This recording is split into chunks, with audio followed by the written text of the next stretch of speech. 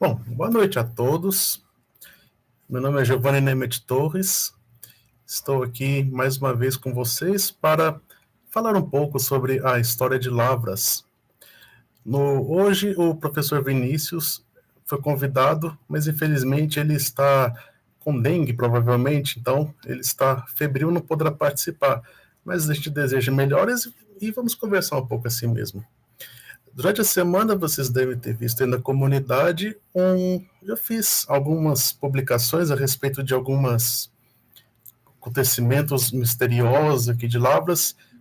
Até algumas pessoas estão cobrando o que exatamente aconteceu. A gente vai falar um pouco sobre isso. Uns também até criticaram, porque estou enrolando muito para falar, mas há de se compreender que no mundo atual, as redes sociais, elas estão o que faz sucesso mesmo na rede social, infelizmente, são coisas não muito, digamos, o que faz sucesso é criminalidade, acidente, tragédia, e assuntos um pouco mais eruditos, ou pelo menos mais culturais, eles tendem a ter uma menor visualização. Então, eu fiz essa pequena suspense, mas eu acho que as pessoas estão. Alguns já sabem o que é.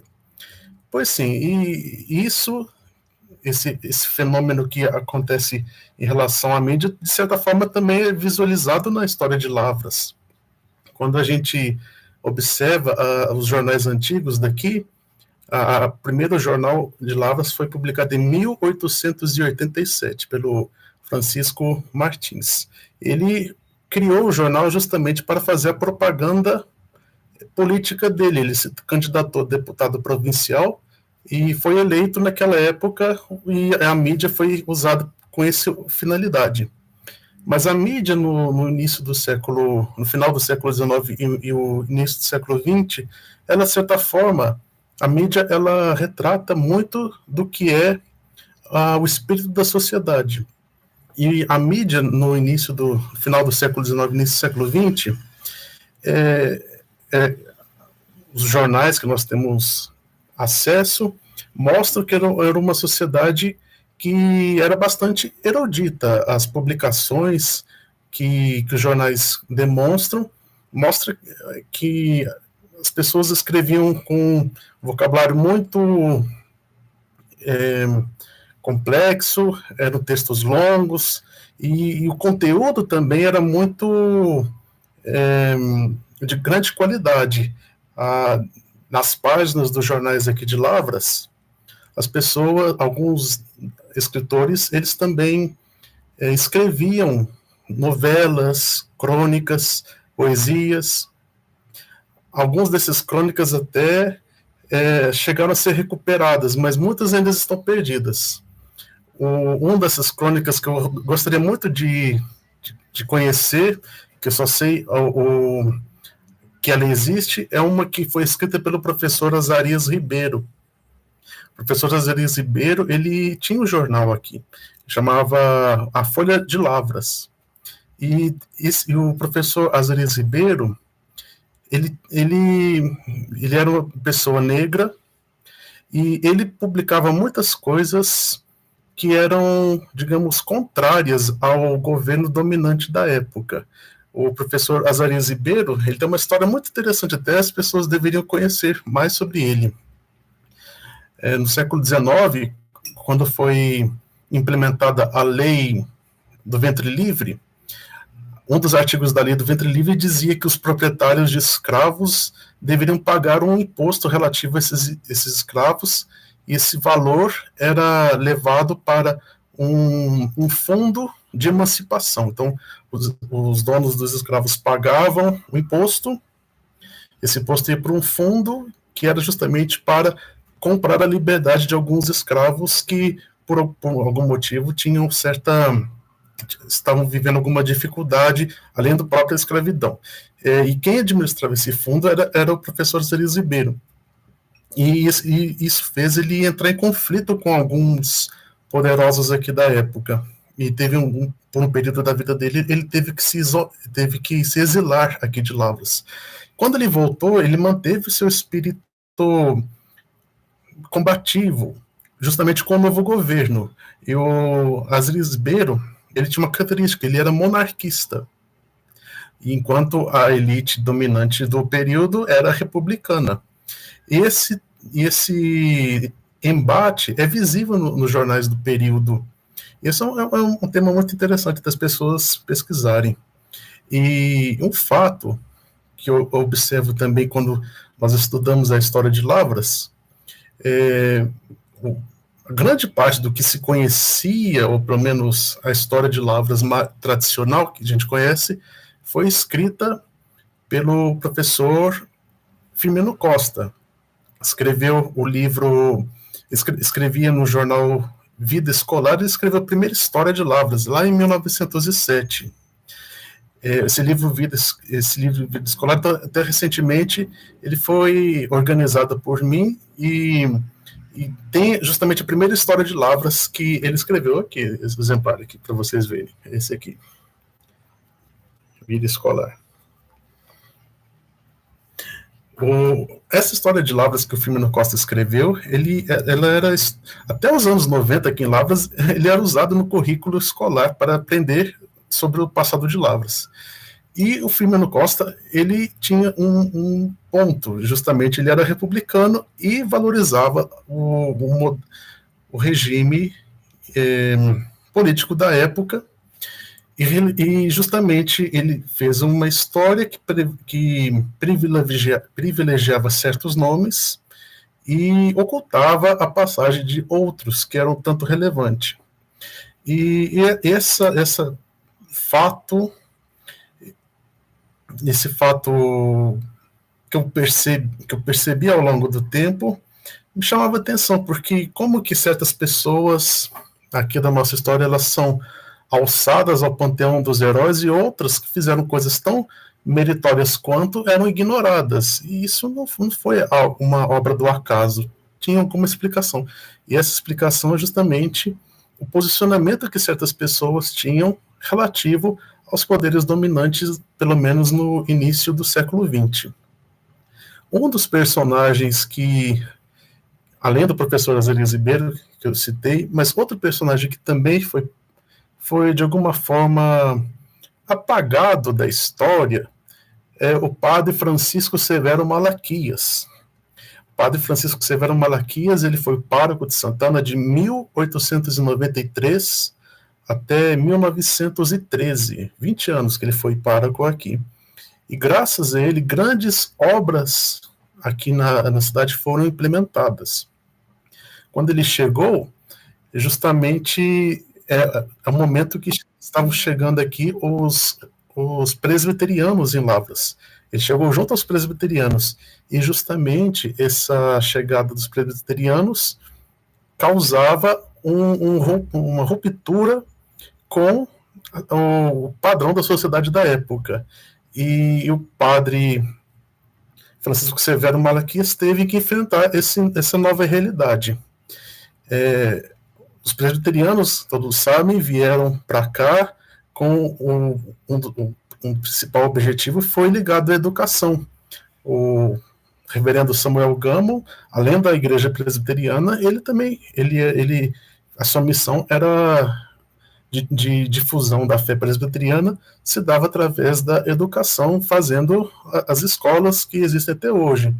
No passado tinha os nomes diferentes, era o Ginásio de Lavras, o Colégio Calota Kemper e a Escola Agrícola de Lavras, que hoje nós temos o nome Instituto Presbiteriano Gamo, que é dividido em 2 campi, mas as pessoas mais velhas ainda reconhecem o colégio que fica na Praça Augusto Silva como Colégio Calota Kemper. Hoje os mais novos já associam o Gamo da praça e o Gamo lá de baixo. Não acho o ideal, mas é assim que a instituição coloca os nomes.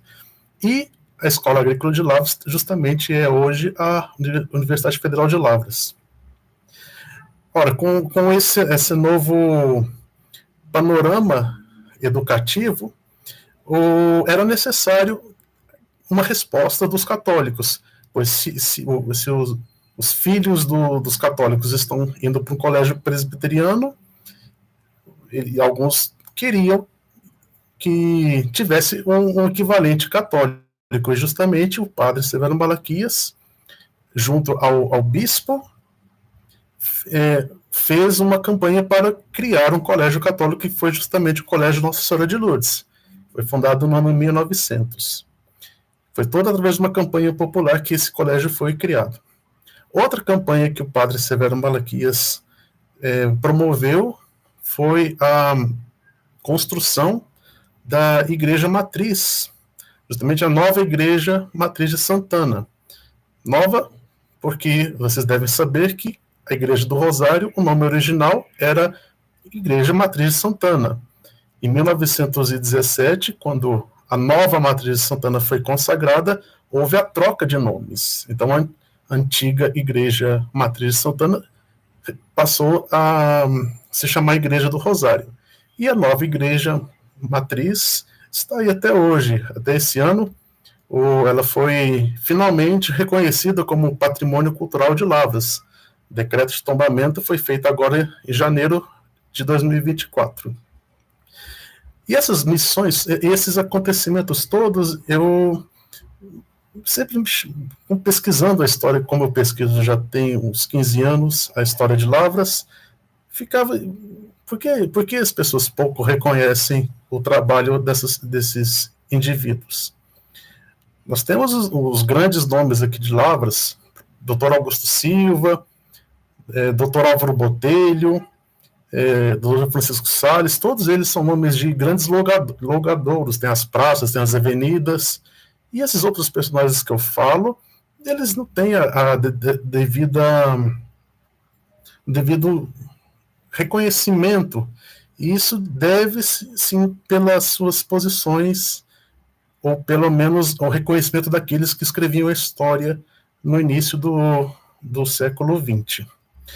E para justamente fazer justiça ao mérito que essas pessoas tiveram, eu pesquisei um pouco sobre os seus trabalhos, e esses trabalhos todos estão coligidos na minha nova publicação, que é o livro História Geral de Lavras, volume 2. Justamente esse volume aqui.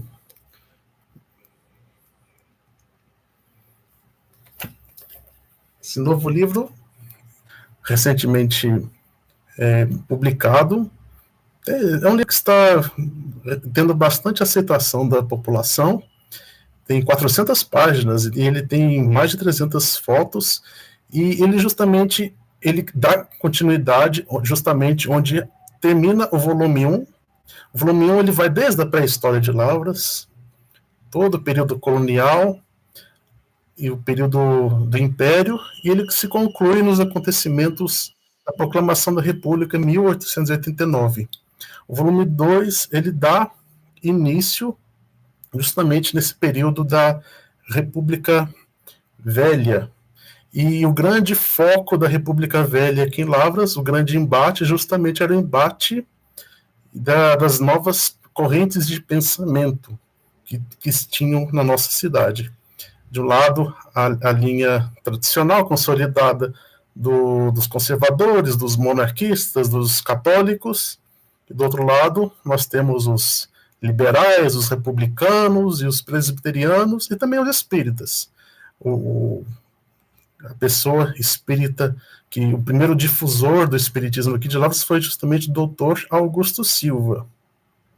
Esse livro que eu lancei, ele justamente conta os embates que aconteceu nesse período. E um desses embates, inclusive, foi surpreendente. Lemos alguns acontecimentos que justamente foram, digamos, omitidos da biografia desses personagens ilustres. O caso, por exemplo, do Dr. Augusto Silva era uma informação que talvez poucos se lembrassem. Ele foi justamente o primeiro agente executivo municipal. Agente executivo seria o equivalente hoje ao prefeito. Foi o primeiro agente executivo de Lavras após a proclamação da República. E o Dr. Augusto Silva, nesse mérito, ele justamente auxiliou a vinda dos presbiterianos, e ele foi reeleito.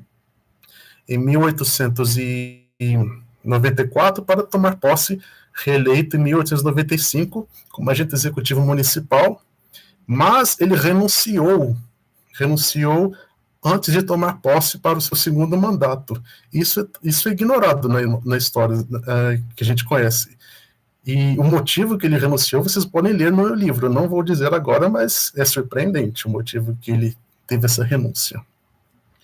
Outro acontecimento muito marcante que aconteceu aqui em Lavras no final do século XX é justamente o caso do fenômeno da Santa da Água Limpa. Algumas pessoas aí já comentaram na internet, já leram algo a respeito, mas com certeza as informações que eu trago aqui, elas são praticamente inéditas e ninguém mais fala delas aqui em Lavras desde o século XIX. O acontecimento que teve aqui foi muito mais do que as pessoas se recordam. De fato, quando a gente vê o que as pessoas se recordam dessa Santa da Água Limpa, muito delas é derivado do que o Bi Moreira publicou no jornal Acrópole, na década de 70. Mas o Bi Moreira escreveu só uma nota. O acontecimento é muito mais complexo do que esse.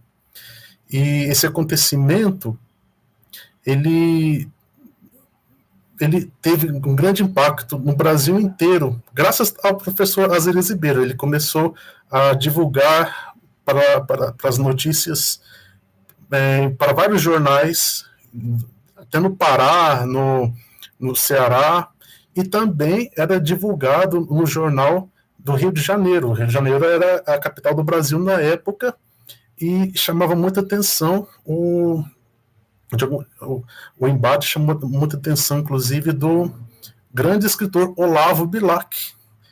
E em janeiro de 1897, justamente quando ele estava lá fundando a Academia Brasileira de Letras, junto do Machado de Assis e outros, ele veio aqui em Lavras, ele passou 10 dias aqui, fez uma longa reportagem que vale muito a pena as pessoas conhecerem essa história. Essa história também está bem completa no meu novo livro, mas essa também eu vou adiantar para vocês que eu junto de um aluno meu, nós fizemos um pequeno vídeo, uma animação, justamente contando os acontecimentos da Santa da Água Limpa.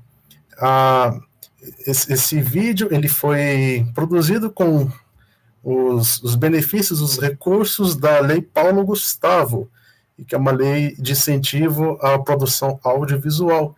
Então, o meu aluno, que chama Estevão Vilas Boas, que é um grande desenhista, ele faz desenhos gráficos muito bem feitos, ele fez, junto a mim, esse filme que nós vamos... que a estreia vai ser amanhã, no sábado de manhã, e no sábado, justamente, daqui a pouquinho, né, meia-noite já vai estar disponível aí no nosso canal do YouTube.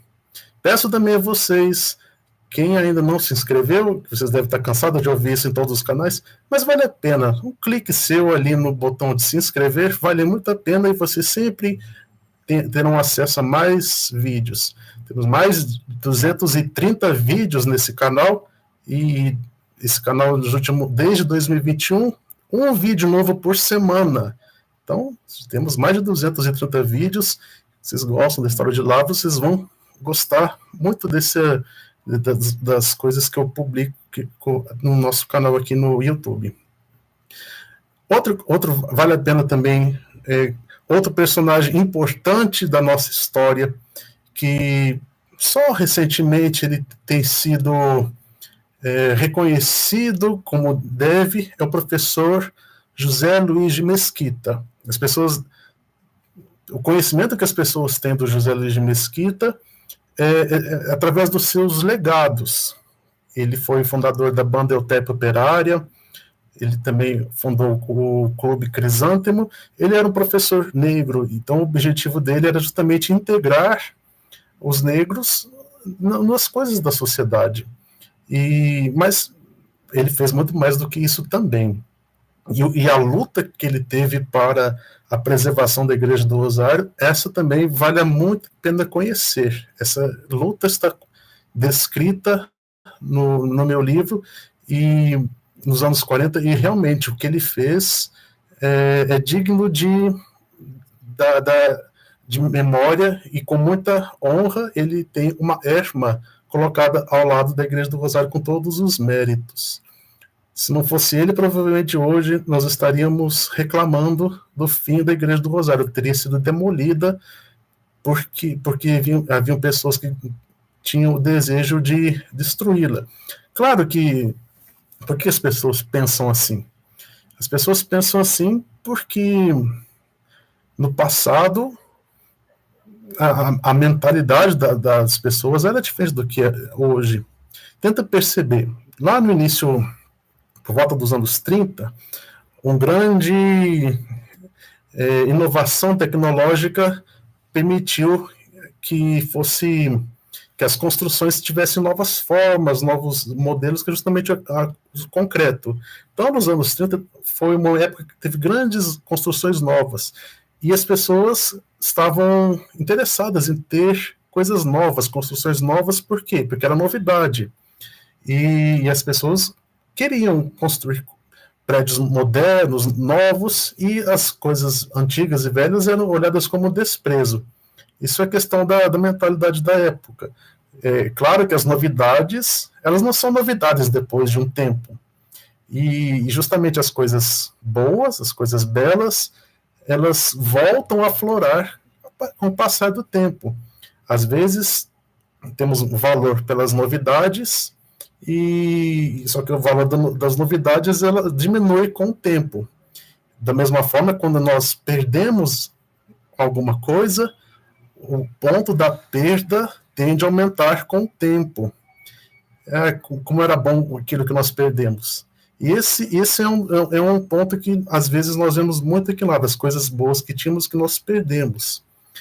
E, bom, essa é que era a situação dos anos 30. As pessoas queriam demolir a Igreja do Rosário para fazer um cassino no lugar. Já pensou? Pois é, né? Seria algo um tanto inusitado se isso tivesse acontecido.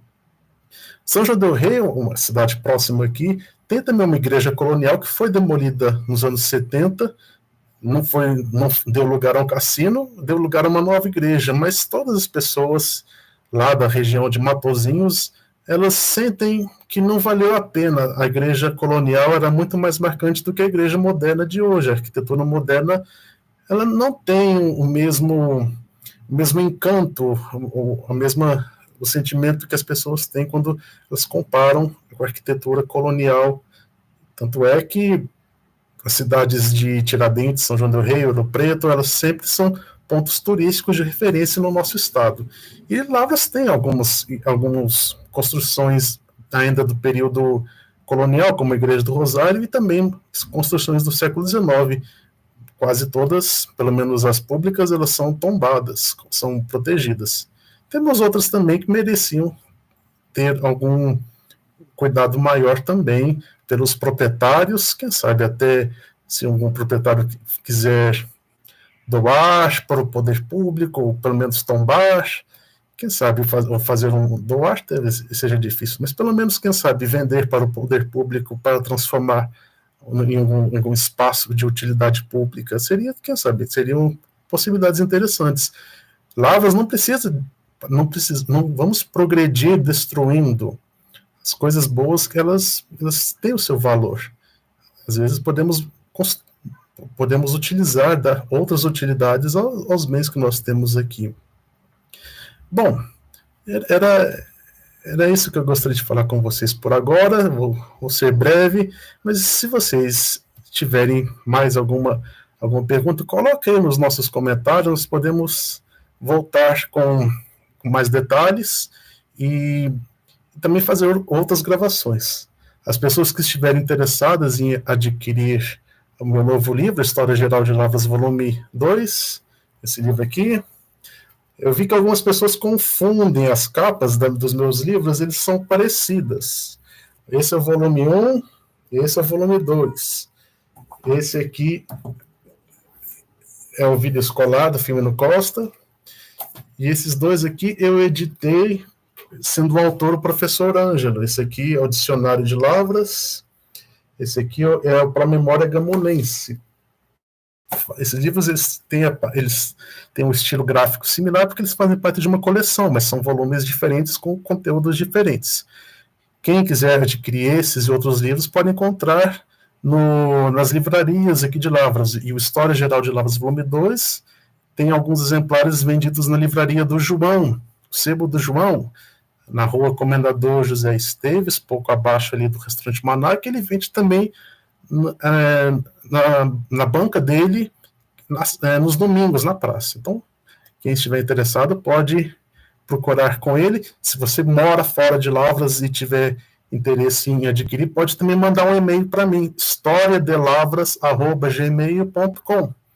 Aí é só falar quanto passar o seu endereço, que nós podemos enviar também. O valor do livro é R$60. Bom, era isso por agora. E fiquem de olho no lançamento do filme daqui a algumas horas aí, A Santa da Água Limpa. Vocês vão ver no nosso canal do YouTube. Então se inscreva e até mais. É isso.